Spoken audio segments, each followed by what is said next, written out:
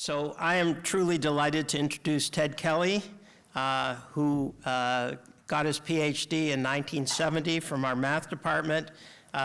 Ted's dissertation was entitled Immersions of Symmetric Spaces, and I'm sure he's going to tell us all about that. His thesis was supervised by Sig Helgeson, who's here.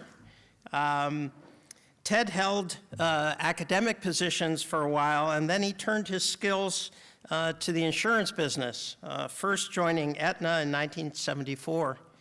In 1992, Ted was named President and Chief Operating Officer of Liberty Mutual, which is based in Boston, and he was elected Chief Executive Officer in 1998 and Chairman in 2000. During the 13 years that Ted led Liberty Mutual, the company experienced truly dramatic growth. Today, it is the third largest property and casualty insurer in the United States, headquartered here in Boston's Back Bay, and employing more than 45,000 people across the world.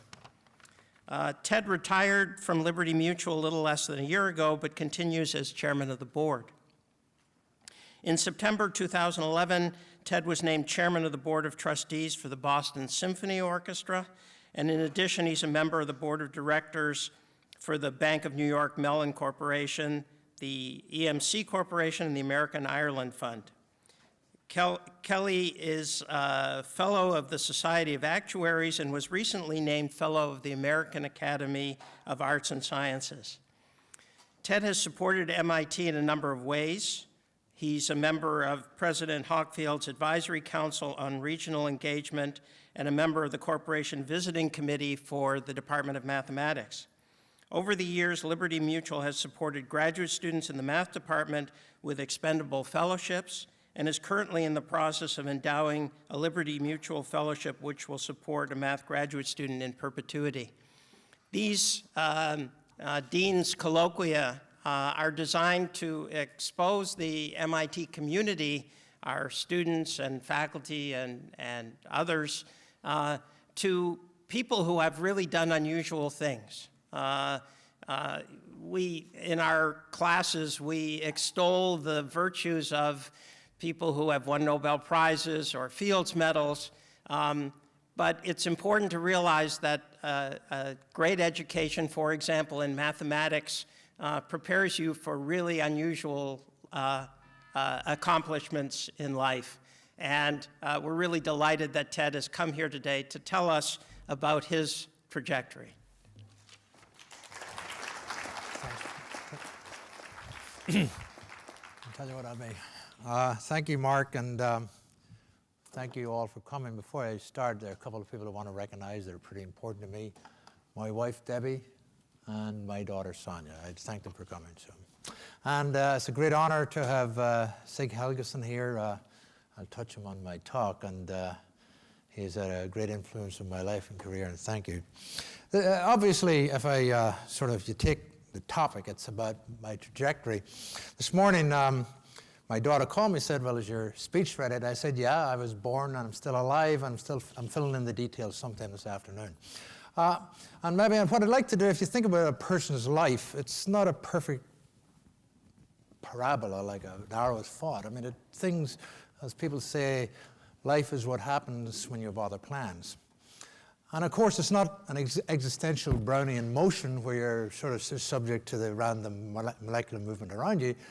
You sort of have to take control of it. But you can't take total control of it and how you respond to the things and how you end up.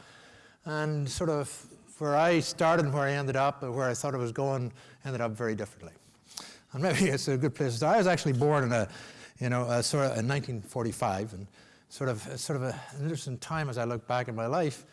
I was just pre-baby boomer, but over that time I was exposed, as many of us were, to all the things that changed society and how they had a significant impact on my life and how I responded to them. I was born, as I said, in 45, and those who remember the time, British Isles was very, very poor. It had gone through 2 world wars and, of course, a significant depression. And Ireland, of course, was even poorer than the mainland. And the area I was born in was quite poor. It was interesting from a geographical, a place I was born, that was on the place called Lister Kelt, which stands for the Hidden Fort. About 200 yards from the house, there was a 3,000-year-old fort from the people Fir Bolg who preceded the Celts in Ireland. And across, about half a mile across the top of the hill, there was a megalith. It looked like a megalith. It actually was a bit tall, but it was a standing stone, which was predated Stonehenge. Of course, the people, it was just all superstition. You didn't cut wood in the fort because it was bad luck, and people are quite superstitious. But almost immediately, I was exposed to the 20th century. My first memory is not of anything like that. My first memory is standing in the door of the farmhouse. We had no electricity or running water. There wasn't any in that part of the country. Looking out of the farmyard and seeing my siblings play. I was a family of 10. I was the fifth in 10. And as you well know, being in the middle of a large family is doomed to failure. And I wasn't allowed out to play. And that memory is as clear today as what I did on the way over. What actually happened was when I was about 18 months old, I got croup, which was a disease, a viral disease of the respiratory tract. And I developed significant secondary infections. I was rushed to Belfast, which was 40 miles away in a hospital, and the doctor told my mother, stay in the hospital, he may not make it to the morning, but we're going to try a new drug. I was the first child in Belfast to be treated with penicillin. Think about that. Right off the top, my life was influenced by the 20th century. Just a remarkable thing. And the outcome of that also had an impact on other things. My mother took and maybe it's because of the Irish, for about a year I was not allowed to leave the house. My mother was afraid to get sick. That's why I remembered. The good thing about that was that I don't remember not being able to read. For some reason, my mother claims, and it's maternal exaggeration because it's not possible, that I taught myself to read. It's not, but somehow or the other, she and my father taught me to read. So at a very young age, I led quite a sheltered life. I went to a two-room schoolhouse. My maternal grandmother and grandfather had taught there. My grandmother had died long before I was born. And it was poor. There was no people to worry about equipment. We had slates, little slates with pieces of chalk. No school books. But there was a very good education system and commitment because there was a cultural commitment to education. Fortunately, after a short period of time, my parents sold the farm, all of 100 acres, very, very poor, and eventually we ended up in Belfast. I say fortunately for several reasons. First of all, my family and my mother insisted that I go to a school in the center of the city. It was a Christian Brothers school in a condemned building. There were no facilities. The playground was not as big as the lobby where we met, and it had phenomenal academic success. So not only did it educate the local people in the very, very poor part of the city, as is, people from the suburbs came in. The bus fare, public transportation was a nickel round trip, and I remember frequently walking home so we could spend 2.5 cents on candy at lunchtime. And I paid for my teeth later on, but education was critically important. And I recall, it was a very good education. We studied Julius Caesar when I was 10 years old. Now, it was a pretty bowdlerized version, it wasn't, but we had to learn friends, Romans, and countrymen, lend me your ears at 10 years old. And then went off to school, and surprise, surprise, early on, looking back at my old report cards, my best subject was not mathematics, it was English, by far. But I was very fortunate. It was a remarkable school. And, it influenced. Education really got me where I am. So that's why it's appropriate, right through, all the time. Very, very fortunate. Think about it, 1957. I was 12 years old in a Catholic school in Ireland, in the algebra class.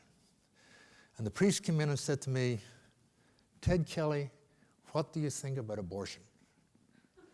It was illegal to even talk about it in the US at the time. So I was in a very liberal school. Well, I blushed. It was something to do with sex and women and all that sort of stuff. I didn't want to talk about it. But it was a really broad liberal education. Very unlike what I was also fortunate that one of my teachers had a master's degree in math from Cambridge. So it had great exposure very, very early on. And typical education in British Isles at the time, we took 9 courses, 3 languages, had to write a 5 to 10 page essay in English once a week. The English exam at 13 was a 3-hour essay exam, write 1 essay, 3 hours. And it was a very good education. So eventually went off to Queen's, Belfast, small math department, but it was a good math department. And I'll give 2 names, and one of them kind of interesting, a guy called Sam Verblonsky. Sam did, for the mathematicians, he did Fourier analysis. Pretty much, he was a classical analyst. He did a lot of stuff on polynomials, orthogonal polynomials in the circle. And it was pretty much forgotten, and it was revived. Interesting, his work was revived by a guy, I think his name called, not Simon. He wrote something 10 years ago. Sam was great, but of course, being British Isles, we didn't have any interplay with the professors between class. I didn't know what Sam did. The other interesting thing about Sam, just an aside, Sam, everybody assumed Sam was a bachelor. And in fact, I read, when preparing for the talk, I looked up on Wikipedia, and his obituary said he was a bachelor. Well, it turns out that Sam had a wife who was a total recluse.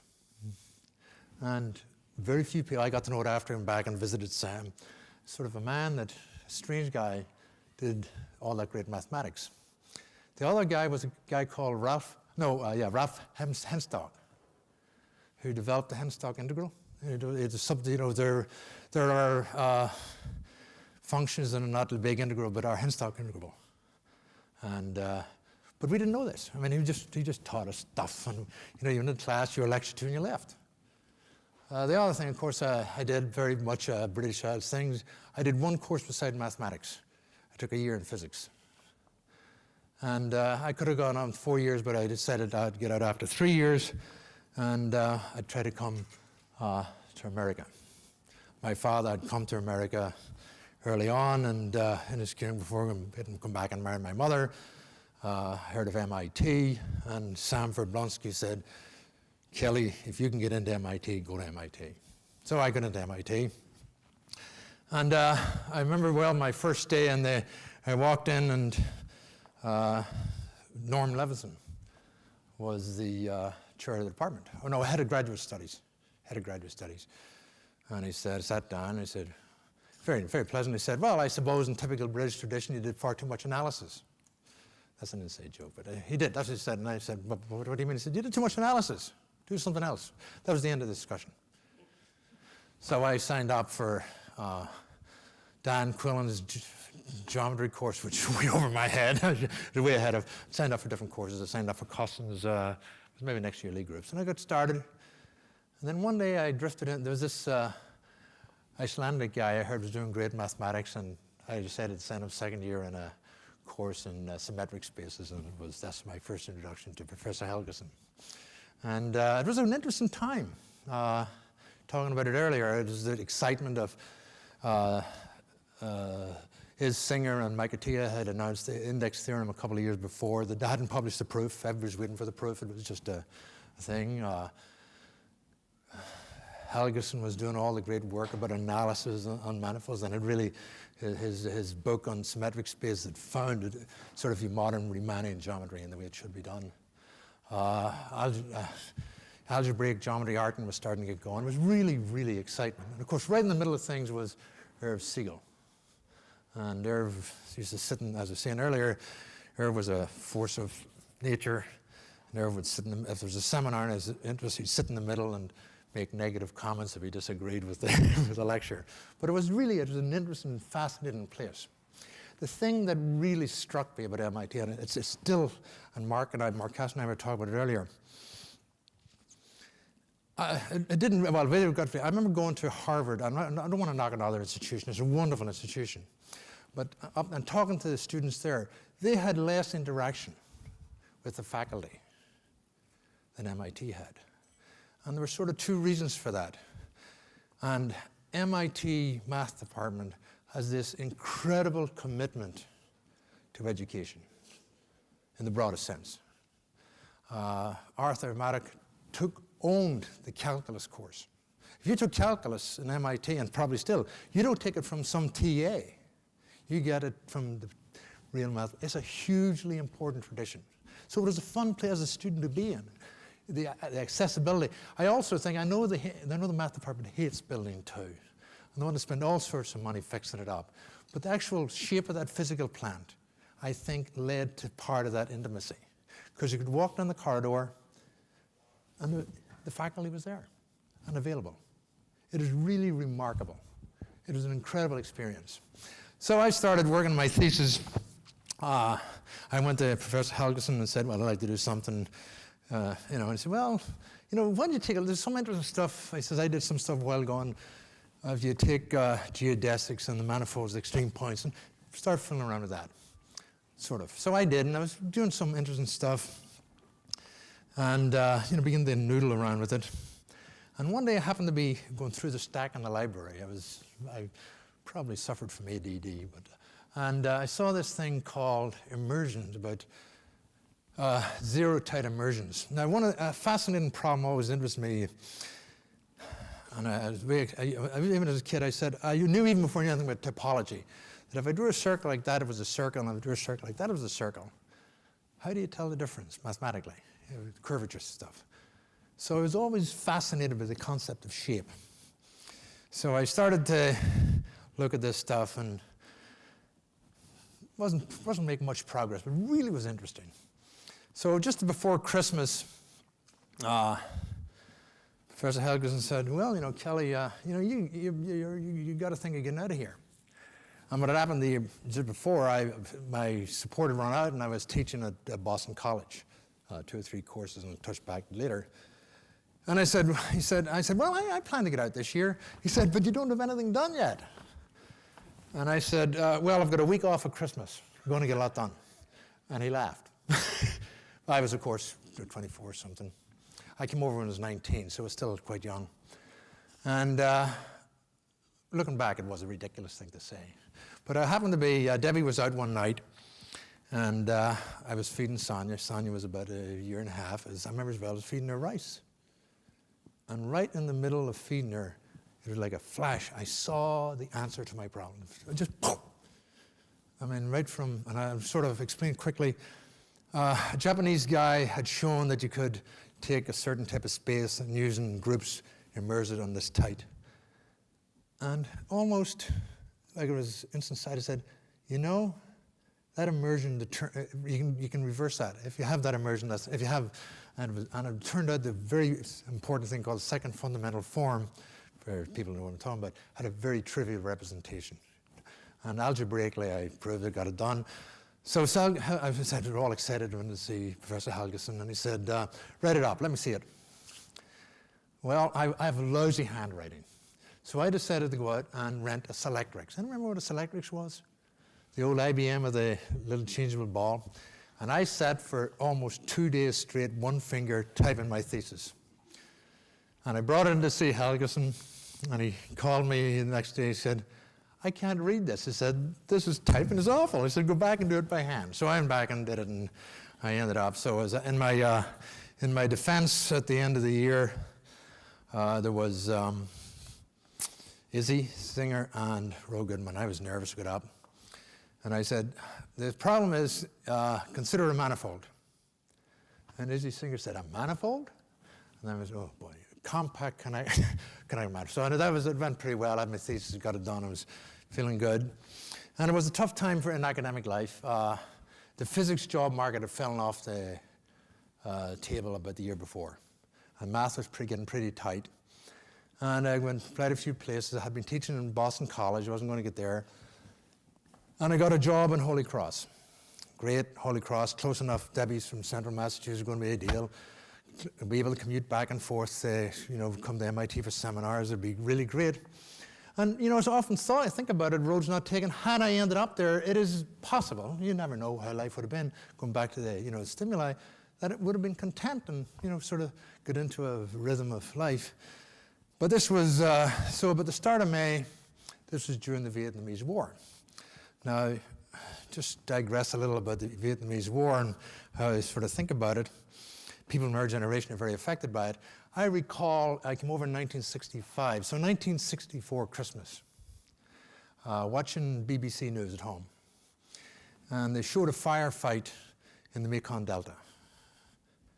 And I remember clearly, the newsreader said, the interesting thing with this firefight, that was the first one that is real. We didn't stage it for TV. Think about that. The war, the reporting had been staged until that. So I come across, and by that time, I said we had Sonia, and I didn't worry about it. It was a teacher or a family. You don't get drafted with teacher and family. But then they eliminated all the deferments, and they assigned draft numbers by random. My draft number was 52. And in middle of May, I think it was middle of May, I got a call from the draft advisor, which is a very important position. He called me up and said, Ted, your draft number is 52, and you're going to graduate. You're going to Vietnam. I said, I'm not going to Vietnam. But he said, I don't care. He said, politically, they're taking any foreigner. Within 3 months, I don't care what degree you have, you'll be in the jungle in Vietnam. He said, you got to leave the country. Not being a citizen. And so now it's in academic life in the middle of May, no job. And we've heard about a job in Fredericton, New Brunswick, Canada. So we drove up in Memorial Day, Debbie and I, to New Brunswick. And we dropped Sonia off with her folks who were at a house up in Hampton Beach. It was 85 degrees. I mean, I had light summer clothes on. We arrived in New Brunswick, it was 26 degrees. But they had a job. So we took the job in New Brunswick. And I was up there, I started doing some mathematics. I redid my thesis, and the thing that had been done algebraically, I was able to get a more intuitive geometric proof, although I love the algebraic proof for lots of reasons, because it's, in a sense, purely algebraic proof illustrated to me the wonders of algebra and geometry. I mean, to introduce geometric sort of, in some sense, was not as pure, but it was good. It was simple, easy to understand for geometers. And I was doing some emergence theory, and Jim Simon had done his big work on emergence, the annals about some on differential operators and stuff. So I started looking and got some stuff, and I ended up with a little thing about the cohomology of minimal emergence. It was about the torus. It was interesting, but not much. But I began to get dissatisfied. New Brunswick was not, what I had hoped. It was a wonderful place. It was great. It was God's country and all that sort of stuff. And my one experience up there was an interesting insight in the mathematical education. I'd been there shortly, and the head of the department came in and says, Ted, one of the obligations we have to the province is we once a year we give the teachers of the province meet in Newcastle, and we send a professor up to talk about mathematics. Go talk. So I went up, and I had this little thing, I forget who, it sort of points and lines, with just very simple axioms you can develop pretty interesting geometry. I thought it'd be perfect for talking math. So I'm sitting in the room's about 20 or 30, and right in the front seat is a guy who weighs about 270 pounds. So I'm talking, and suddenly I hear this loud snoring. True story, loud snoring, and he just fell fast asleep. So, and that started at 11, break at 12:30, go lunch, I gotta come back to more of this. So I'm sitting very quiet in the corner of the cafeteria, and three women came over. They looked really old, they must have been 45. But and they said, you want to join you, Mr. Kelly? I said, sure. And said, we want to apologize for whatever his name was, James. James teaches shop and there's nowhere else to go but the math department. The math thing. So I had to go back in, and it was just a disaster. And but it was an interesting place, but I wanted to get out. And I was down in Boston, went over, dropped in to spend a couple of hours with Professor Helgeson. And again, he said, "There's not much going on, but I'll have your name out." And one night, again, I've been there 2 years, middle of May. A phone rang, and I said hi, and said, "There's Ted Kelly there." And I said, "Speaking." He said, "You've never heard of me. Your name, this is Debbie Hemo from University of St. Louis." And I said, "No." He said, "Professor Helgeson says you may be looking for a job." And I said, yeah, I am. He said, well, it's end of the academic year, and we have a problem. And the deal is you've got to get permission from your dean to leave, even interview, because we're not going to stick your university at the end of the year with an empty slot. And the second part of the this is Thursday. You've got to come down on Monday. And those of you not in academic life, an interview consists of giving a lecture on your research. You've got to come down on Monday, and we will, on the following condition, we will decide if we want you, and you've got to be willing to say yes or no. So I went to the dean on Friday morning. He said, go, St. Louis is a great city, you'll love it. Went down, and 2 o'clock on Monday afternoon, I called Debbie and said, we rented a house. Debbie's a trooper, and we headed to St. Louis. Wonderful city. And, but somewhere along that way, the joy and the satisfaction was getting mathematics. That little nexus was freed. And I actually started to do some pretty good mathematics. I was talking to there. I was looking at some stuff on things called Grassmannian manifolds and matrices, and had an insight into other stuff. And wrote quite a long paper, submitted for a publication, and got a response that it was overlapping some stuff. A Japanese guy did that, sorted out and get it ready. But in the meantime, I had decided I was going to do something else. What was I going to do? So, well, the first thing was I could join the NSA. Was looking for mathematicians. Not dissimilar from what Jim Simon did, but I said, you know, if I'm going to do mathematics as such, I want to do my own mathematics. So I said no. So I happened to be in Boston area again, went down to see, shows you how times have changed. I went down to the placement department, used to be over on Ames Street, and said, I have a PhD, I want a job outside. And said, well, have you got a job? And I said, yeah, I'm an assistant professor at the University of Missouri. And the woman said, we have never had this happen before. We have never had a PhD in mathematics come look for another job. That's changed radically since. And she said, well, there's a statistician, they need a statistician over at Gillette. So I went over to Gillette. It was $15,500 a year. I was making $12,500. It seemed like a fortune. So I went in for the interview, and I came out, and I said, no way I'm going to work for this. I just couldn't view working, so didn't know what to do. Then I heard somebody talk about being an actuary, and I didn't know what an actuary did, but I knew if you were an actuary, that said if you were an actuary, you get paid to pass exams. I knew I could pass exams. So I went off to take the exam. I didn't want to take it in St. Louis because my students would be there. I flew up to Kansas City, and the first test was calculus. Now, I started calculus, typical British style form, purely formal calculus, 12 years old. I'd been doing calculus for 30, so I sat there, and it was an 80 question multiple choice. I did it backwards, forwards, in plenty of time. I proved that all the answers weren't the wrong ones, and it was fooling around. Finished in about an hour. I mean, it's not a boast. I mean, any half-decent mathematician could have done it. And then about 20 minutes to go, I set it to mark in the things. And it was a number 57, I think it was. And I realized I'd mismarked. And now I broke out of a cold sweat. I went back to the front and found it was number 20 or something. Barely got the thing finished in time. Passed the exam. Passed the other exam, and began looking for a job. So, what, insurance? Well, the only thing I knew about insurance were 2 things about insurance. If you go to MIT, what are the 2 things you know about insurance? You look across the river, you see the Hancock and the Prudential. That's what I knew about insurance. Literally. So I called the Hancock and said, we're not hiring. That took care of that. I called the Prudential and said, well, this is not an office, this is a sales office. You got to go to Newark, New Jersey. I knew I didn't want to go to Newark, New Jersey. So I opened the Yellow Pages, and fortunately, Aetna happened to be the top of the Yellow Pages. Now, it could have been Apple, I mean, it's true. And I called, which I turned out later to be a little local office in Worcester, and they said, actually, I think that's a home office job. So I ended up getting the job, and I went to the head of the department and said, Ray, Debbie Heyman was on sabbatical. I'm leaving. He said, what? I said, I'm going to become an actuary. He said, where are you going? I said, well, I'm going to Aetna. He says, well, at least it's a big company. And I went home and said to Debbie, you know, Aetna's a big company. I mean, I was a total naive. I didn't know anything.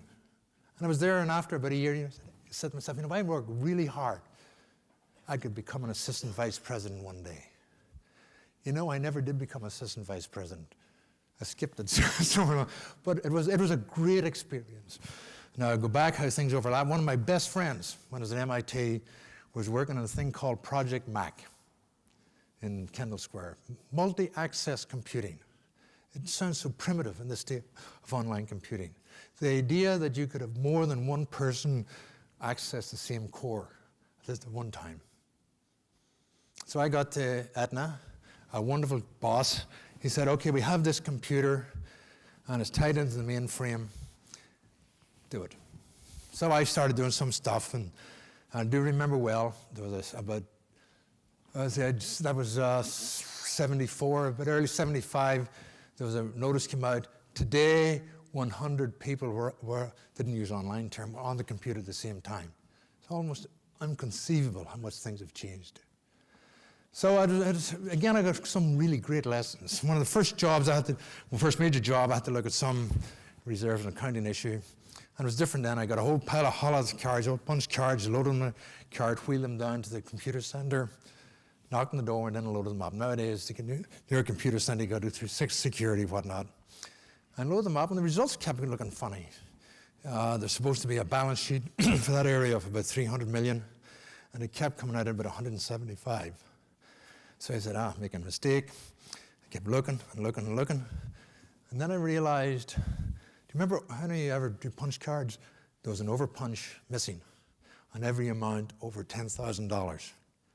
So the whole amount had been understated for years, be over $100 million, which is a big amount of money. So I was common sense enough to wait until everybody got home, went to my boss and said, no, Woody, the reserves are wrong by over $100 million. That's not something you want to tell your boss. And he said, fine, we're going to fix it.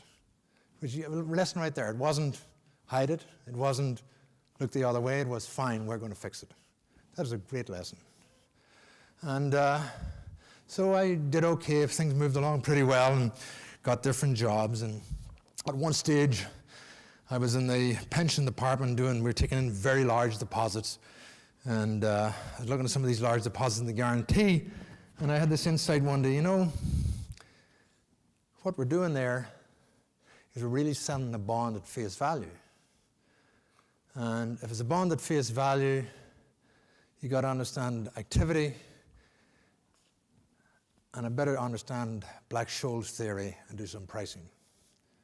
And I went off and I actually dug out Edom McKean and read that for a little bit and looked at Black-Scholes, and I published a little internal paper, said, if interest rates change suddenly, we're going to have massive losses because of all the optionality. We're giving away free options. I published the paper, and I remember somebody saying, nah, can't happen. Well, as Alan Mendelsohn here, it did happen. But 5 years later, it happened in spades. And it was not just for Aetna, but for the whole of the pension business. So I was sort of thinking to myself, this isn't very good. Things are bad, but I did okay. Part of a very large part of Aetna. I was running well, and management was changing. I was a little dissatisfied. And one day, I was at my desk, and the phone rang. I used to answer my own phone then. And I said, hi, Ted. You don't know who I am. There's a guy called Bill Thulke. I've got a job. I'd like you to come talk. So he said, go to Liberty. So I ended up in Liberty. I met with Gary Countryman, then CEO. He said, I don't know what to tell you. We are in deep trouble. If we don't do something, the last man out is going to have to turn out the lights. Now, why would anybody in their right mind go to a company where the guy interviewing you says we're in deep trouble? Well, it turned out I liked Gary, and I liked the challenge of turning things around. The company was worth about $2.5–3 billion, we thought at the time. What had happened was they'd written a whole lot of workers' compensation, medical inflation soared, and costs were way higher than ever estimated. And in retrospect, in fact, the company was worth nothing. But I joined, and things worked out. Almost immediately started to get things together. I said, we're too committed to the US and one business. We decided to go international, and Glenn Straley, remember, on the board, and the board said, well, take a look. So I remember well in 1994-95, we had a guy on the board who had been chief of capital, international capital at Merrill Lynch, and he said, well, everybody's going to the obvious places. Go to Central Asia. And there's be opportunities there. So I remember getting on the plane. We flew to Tokyo, visited the Minister of Finance there, spent some time looking at opportunities. Beijing, met with the government there. Then Ulaanbaatar. We arrived in Ulaanbaatar at 8 o'clock in the morning. Met at the airport by the Minister of Labour and Population Control. I think it was in topic. And he poured each of us a tumbler full of about that much of straight vodka and said, welcome to Mongolia. It's a cold morning. Give you one guess as to what the number one public health problem is in Mongolia. People falling down drunk in the middle of the street all day long. Now, I filmed by the nomadic people forced into the ugliest city in the world. So we met there at the time in 94, 95 with a guy, the minister of, get his term, but he was a physician, very Mongolian looking, and he was talking about health delivery systems. And that was during the Hillary Care debate. And he discussed really in great detail the national health system in the UK, the Canadian system, the US system, and Hillary's system. And really, and perfect English. And we said, well, where were you educated? Moscow? And he said, no, here in Mongolia. And one of the things the Soviet Union did remarkably well, did a lot of things badly, was educate its people. It had an incredible education system. Well, there's no money there, so we headed off to Almaty, Kazakhstan. And we were the first, Liberty's plane was the first non-military plane ever to fly from Ulaanbaatar to Almaty. Ever. We couldn't have done that trip without our own plane. I would have had to go to Moscow and back. So we arrived in Kazakhstan. I meet some people there, and one guy we talked to, he had a very young guy, very interested in business. He was building houses, prefab houses, and importing them from Cape Town, bringing them to Kiev, and shipping them to Kazakhstan to put up housing for the oil workers. So he said, what do you do for insurance? He said, well, on the sea, I get normal maritime insurance, but from Kiev on, I've got 1,500 armed guards. I don't need insurance. Well, we began to think this might not be the place we want to do business. And when we were there was a business dispute settled. They burned the guy's house down. Now, the fact that he was tied in a chair in the living room at the time sort of drove the point home. So we decided we weren't going to do business in Kazakhstan. So then we flew to Tashkent. And we stayed in it was a modern hotel, but the dust balls were Tsarist dust balls. They were this big. And we met with and wonderful, and by the way, Uzbekistan, they're very hospitable and wonderful people. And we said we couldn't do business, but as we were leaving, we were thinking we were pioneers. He said, Mr. Greenberg, Hank Greenberg, who ran AIG, was here last week. So we weren't the only ones looking. But on that trip, we did end up doing business in Japan and China, and I'll come back to China later. I got back to the US. We opened up in Latin America, bought a company out of bankruptcy in Venezuela, which turned out to be, we now insure 1 in every 3 cars in Venezuela. Very big in Colombia, Brazil. I'm going into China. So again, back to China we go. And we decided to go to the top and look at the Three Gorges project, thinking of insurance there. And we stayed in a city called Chongqing. And we stayed in this dump called, it looked Holiday something. It was awful. And Chongqing at the time, it was a hilly city. And the peasants used to come in from the countryside with yokes across their shoulders. If you had bags, they'd carry them up the hill for you. That inn we stayed in, the Holiday Inn, it was Holiday something. It was recently in the news. The English guy who was murdered in Chongqing was murdered in that hotel.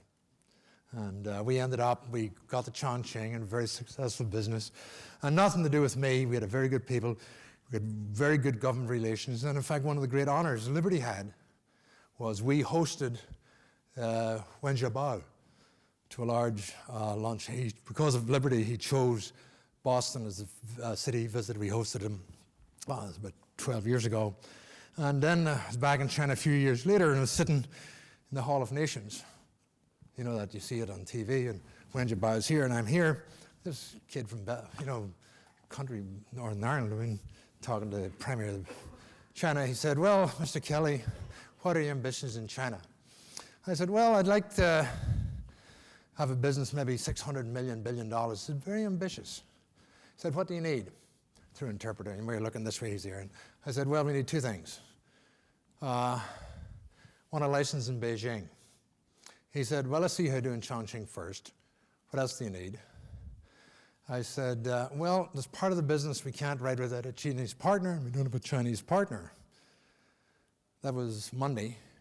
Tuesday morning, now Chongqing's quite a bit from Beijing. Tuesday morning, a guy arrived in our office in Chongqing and said, I'm your Chinese partner. And it turned out to be a very good partner, by the way. No corruption, straight down the middle. And we were the first non-Chinese company to get a license in Beijing. So China, we love China. Great place to do business, no problems. And it has been, you know, interesting. But then something funny happened about in 2001.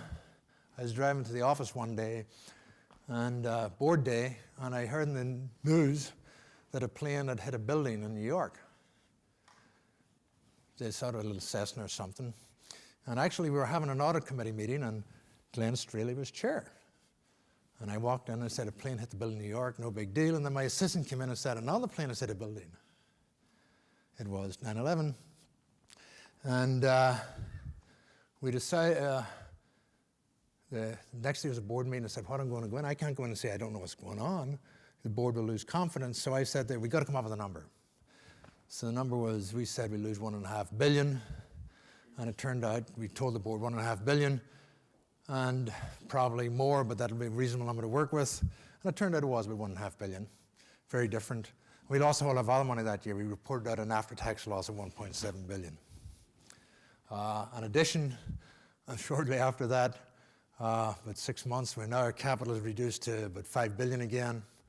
And the CFO and our chief counsel came in and said, oh, by the way, they're both ashen. The last thing you ever want to happen is have your CFO and counsel come in the same day. Somebody's going to go to jail, typically. But it wasn't. They said, asbestos, we have a $5 billion claim. And while the facts are on our side, you can't trust courts. Our capital was just over $5 billion. So we're looking, so right at that point, for the second time in 10 years, we stared bankruptcy in the eye. So it was an interesting process going through it, but I was blessed with one of the best management teams in the business, and despite that, I left that meeting and went in the next door to talk about acquiring a company in Europe. So we kept it going. We fought off downgrading with Moody's and thrived and succeeded. But a couple of other things happened along the way that sort of an influence on MIT. Early on, I got a call from an old friend at Aetna, and he said, Ted, I have a woman I know going to Boston, can you get her a job? And I said, I'll send her a resume. And I said, by the way, Alan, how are things going with you? And he said, well, I'm doing this thing, I'm almost finished. It just happened, Aetna cleaned up his real estate problem. I said, what do you want to do? He said, you know, I really would like to get into venture capital. So I said, fine. So I got up, went down the hall to the then CEO, and I said, you know, I got this friend, great guy, really smart, totally trustworthy. Just one of these guys I've worked with over the years. What he says is right. He wants to go into venture capital. I think we should give him $50 million. So I went back and I called Alan back the next day. It's a true story. I said, Alan, give us a proposal and you can get $50 million. Not much more complicated. And Alan took a lot of the money, did very well for us. Alan and Sam McKay's partners here, and they used some of the profits to set up the Kelly Scholarship Fund around the math department. So thank you, Alan. So no good deed goes unrewarded. Thank you. So it's sort of interesting how life, and then of course, I don't know if Isaac Schiff came, a very good friend of ours, Mass General. And when I sort of think about how does that intersect with what I did?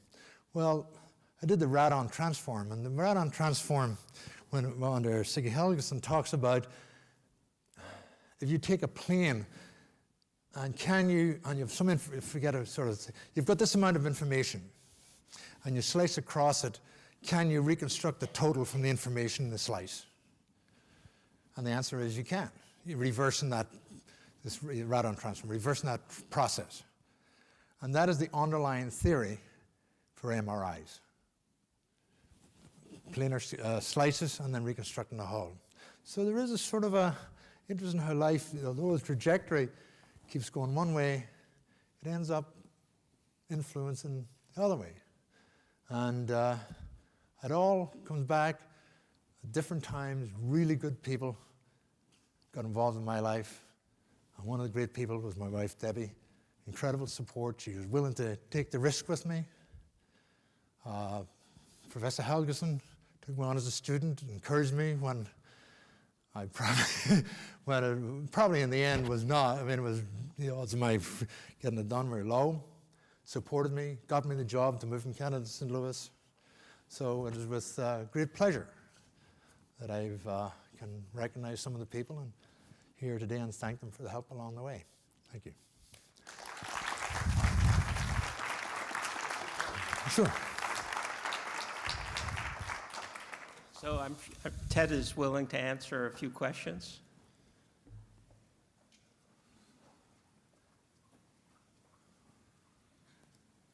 Yeah, Glenn? Yes. Ted, you gave a talk about 2 years ago at the Sloan School here. It was on video, as this will be available to the world. And in it, you talked about the banking industry. And that you didn't have a lot of confidence in the bankers in America and felt that because they weren't so smart about doing things, they had, in fact, were one of the reasons that we had so many problems. Do you feel any better about the banking industry today than you did 2 years ago? Because there's an awful lot resting on whether or not the bankers can keep out of trouble. Well, after that talk, some of my best ex-friends are bankers. No, I still feel, I mean, they have come a long way. I'm on the board of, the one thing banks did that caused the problem, if you think about the difference between what an insurance company does and what a bank does. When we started, if we started a strategic planning for the following year, let's suppose we start in July. The first thing we did was to say, what will put us out of business? What would put us out of business? We started at that part, and I'll digress a little about that in a minute. What will put us out of business? And you protect against that, then you agree to grow. Banks sort of say, how do we make more money on risk? It's a very different thought process. And they also, if you say what will put us out of business, the black swan event becomes part of your thought process. For example, we run all these models, and the models say, for an insurance company, if you get, because they're statistical models, and if you get a 10% of a northeast hurricane and 15% of a New Madrid earthquake, et cetera, you're going to lose, $4 billion. Well, you don't have 10% of a hurricane or 15% of an earthquake. You have to look at, if we have an earthquake, what does it cost us? So we approach the business very much like that, whereas banks run these models, which I don't believe they understood. So in fact, they were much further out in the tail than they ever thought. So when the tail hit, they had no recourse. I think that is fundamentally what happened. The other thing is, and this, I don't remember this, you learn. When I was at Aetna, we had a thing called, we called it portfolio insurance. And it was a hedging, and it was called insurance, but it wasn't sold as an insurance product, it was sold as an investment product. Well, in 1987, remember the October collapse market? Well, if you have a hedge, there's one thing you need in an investment. You need somebody to buy on the other side. If the liquidity dries up, the risk goes nuts. And that portfolio insurance product didn't protect people's portfolios. It turned out to be a non-product.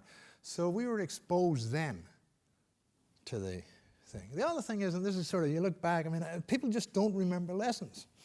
We left Connecticut in 1992. Had we sold our house in 1991, we would have gotten 50% more than we got when we did sell it in 1 year.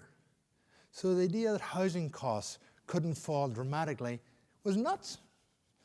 And in fact, this is another true story. I was just talking about the risk in banks, and I think we have told this story in that lecture. I was playing golf one day in 2007. And I turned to the caddy and I said, "Do you caddy much?" He says, "No, I'm a mortgage broker." So I went in the next day to work and I called the chief investment office and I said, "Something's wrong, let me tell you." He said, "We're going to talk to you about that." So we, because he didn't like what was going on in the market, we exited the stock market at the end of 2007, saved billions of dollars. Another thing was right after 9/11, and this is back thinking about risk, we're very different from banks, which I said cost us $1.5 billion. We had 3 underwriters out in a building in West and said, "Where else do we have a lot of concentration?" And they looked at our map, New Orleans. So they got on the plane, flew down, and walked the levees, talked to the Army Corps of Engineers. And there's a report on my desk that says, not if, when. Now think about it, if 3 mid-level underwriters from New England could tell that there's going to be a disaster in New Orleans, where was the Army Corps of Engineers? And by the way, Katrina was not a natural disaster. The hurricane had long gone. It was a disaster of bad engineering. The levees collapsed. It was a disgrace. So a country that ignores this risk, and I think to a large extent the bank, which doesn't do anymore, ignored the risk for the same sort of reason. So it's their approach to risk is very different. Yeah. Really about leadership. Yeah. You mentioned that your last path is really interesting from academic and then come to the business world. Can you share some of the leadership lessons you learned along the way? Yeah, I guess a couple of messages. The first thing, remember, the best teacher are your own mistakes. And the second thing is learn from other people. And one of the things I learned very early on, I just started in Aetna, and I was assigned a research project. And it consisted of going and looking at microfiche. Have any ever had the honor of looking at microfiche? You know, I went down to the bowels of the organization, and after about 10 minutes, given my attention span, I said, "I'm not going to do this." No, I have an obligation to do the job. And there happened to be a little old lady. She must have been 50. But, I mean, to me, I was young. And I said, "Do you know what's on here?" And she did. And a project that would have taken me days took me a couple of hours with her help. Now, 2 things I learned there that served me great. One, the people doing the job, at the very bottom of an organization, they may not have the bandwidth, but they know their job and they're committed to do it right. And the second thing was, I had a friend for life. I probably was the first person who ever recognized her worth. I didn't do it so that was a huge lesson to me. So, for example, a couple of years ago, because of that, Liberty instituted one of the most generous bonus programs up and down the organization of any company in the country. Because the people at the bottom of the organization are the people who do the work. And I use this line in Sloan School. Napoleon said, "There are no bad soldiers. There are only bad officers." So leadership has a responsibility to extract the best from people. And the second thing is you have to have a clear set of standards. Now, I don't believe in values. I think values are an existentialist cop-out for standards of behavior. You have to hold the standards and hold people, you know, if they violate your standards of ethics, of how you treat people, they cannot survive in the organization. So have a clear set of standards, respect people, the rest follows relatively easily. Yeah.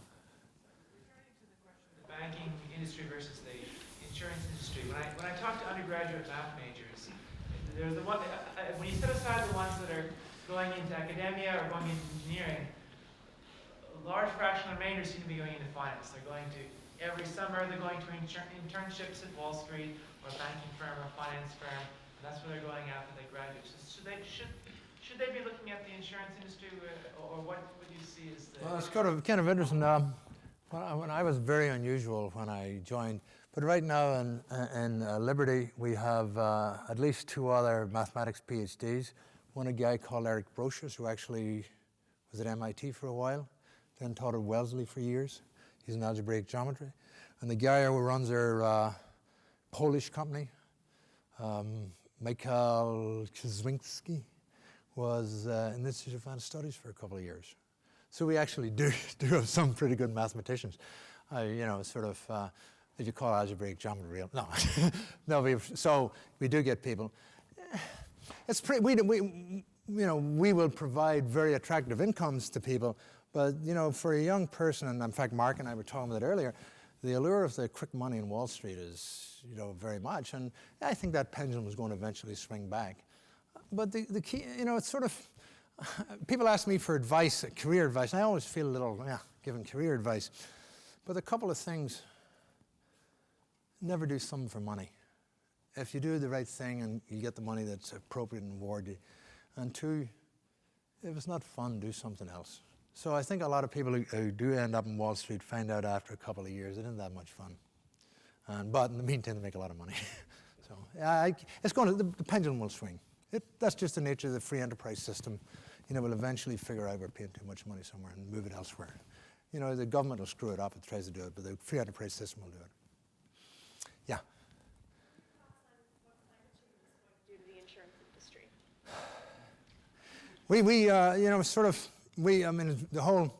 First of all, I will say the following. Liberty, because we believe strongly in the free enterprise system, are probably only one other company, AIG, and we are so insistent that there's enough capital in the worldwide market to solve the problem. We do not want government intervention. It'll screw it all up. And I'll give just an aside, give you government intervention. There's a thing called the National Flood Program. It's vastly underfunded. And it was started originally. Who got flooded out? The wealthy built on the hill and the poor were stuck in the floodplain. And the poor were getting wiped out by flood. They couldn't afford insurance, so they had a flood program. And the purpose of the flood program was to help, after floods, relocate the poor. That was the purpose. But what happens in a democracy? Who votes? The middle class. Within 2 or 3 years, the middle and upper middle class were using the flood program to build houses in the Outer Banks and places they shouldn't be building houses. So the problem we have in the US, less so in Europe, is because of government support of bad things, we have a whole lot of houses built in areas that are very exposed to global warming. So we need to start withdrawing a little bit, enforce building codes, and not insure people that live in wrong places. But it'll change. It'll change gradually. I mean, we keep looking at the tornadoes and everything. In fact, the year I moved to Etna in '74, it was tornadoes like we had last year. So it's not. Some of these things are not the longer term trend, but there will be. We will see it, and there's clearly where some, as the ice caps begin to shrink, we're going to have more flooding and whatnot. So it's going to require a concerted effort to get people off the shores out of bad places. Yeah. What do you consider your biggest leadership challenge? It's very simple. It's all people. It is all people. And as people recognize, the biggest problem with managing, especially a young manager, is you think people respond to the same stimuli and incentives you do yourself. And learning how to treat each person differently and figure out what motivates them is the single biggest challenge. When I was coming up through the organization years ago, somebody said to me a very wise thing. He said, when you're bottom or halfway up an organization, you wonder where all the opportunity is. When you're top of the organization, you wonder where all the talent is. And it really is getting and motivating the right people. That is all. It's all about people. It's all about people. Yeah. Emerging technologies and how they're going to transform the insurance industry? A funny story about this is just emerging technologies.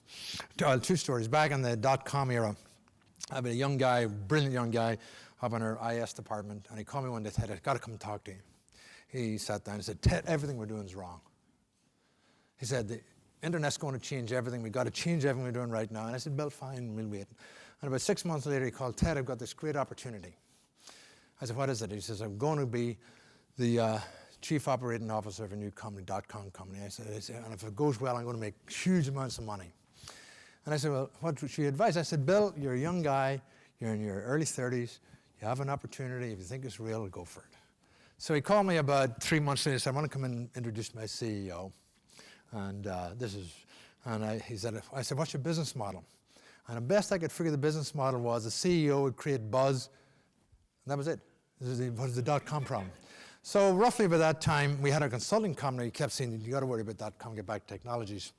And I said, he said, tell you what, we will bring in our partners from all over the world who are involved in technology, and let's meet. I said, fine, I'll do it myself. I don't want any of my staff there. So they brought about 10 or 11 people in, sitting around a big table. And they put on an hour-and-a-half presentation, dog and pony show slides. And at the end said, and so, Ted, there are at least 17 companies attacking you from the dot-com space right now. And I said, good. If there was one, I'd be worried.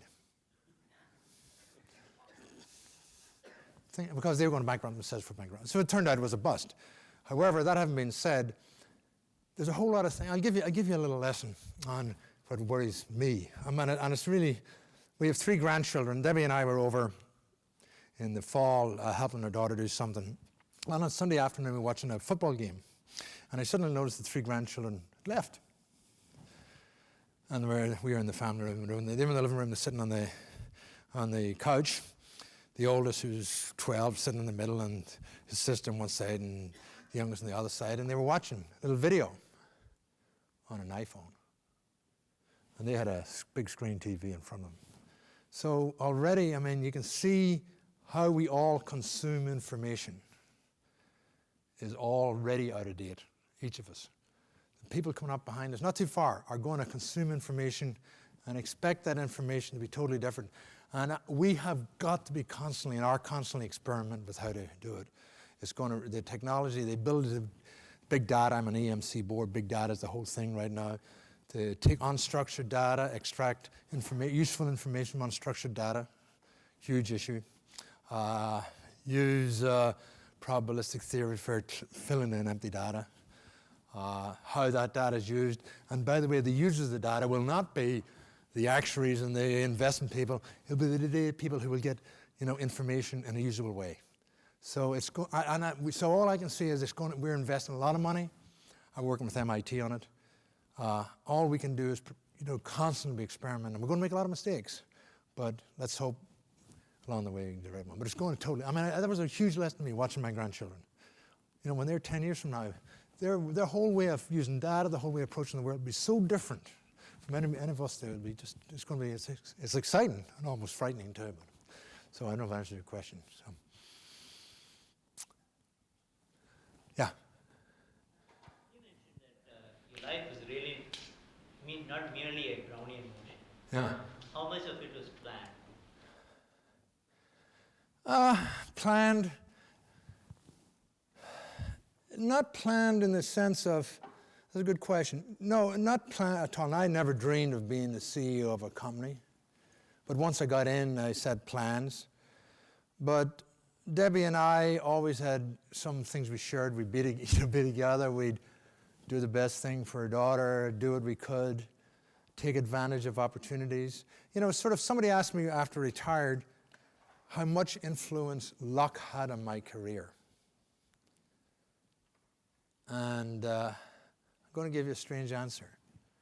The best thing ever happened to me was bad luck.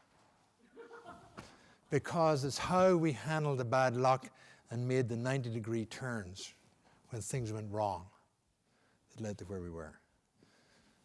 It is, when the job disappeared here because of Vietnam, we didn't collapse. In fact, I'll give you an example, just on the side of how things could have been different. Giancarlo Roto was here at the time, and I was at home just before we went up to Canada. I got a call. I said, "Hi, Ted, just Giancarlo Roto. I understand you need a job." I said, "Yeah." I said, "Well, there's a group of people over from Ecuador. We'd like you to come talk to them." So I went off to meet them, and there were 3 relatively young guys, and they said, "We're trying to hire the head of the math department for the National University, and we've got a huge budget. And we'd like you to do it." Just a new PhD, head of a department. And I said, the money's going, this amount of money, which is, I forget what it was, $19,000. You can live like a king in Ecuador. And by the way, we'll give you a thing, you can fly your family home back to the US twice a year. And I said, well, what about the political situation? They said, most stable government in Latin America. We've had the same government since 1947. Well, I went home and Debbie and I decided very quickly we didn't want to go to Ecuador. And by the way, the government collapsed on a military coup about 2 months later. Not because we didn't go there, it was another reason. But so, you know, how we responded to bad, I'm really saying how we responded to things going wrong were the important things that determined that things were right. So bad luck is much more important and healthy than good luck. See, good luck, you think you caused it. Bad luck, you know you got to deal with it.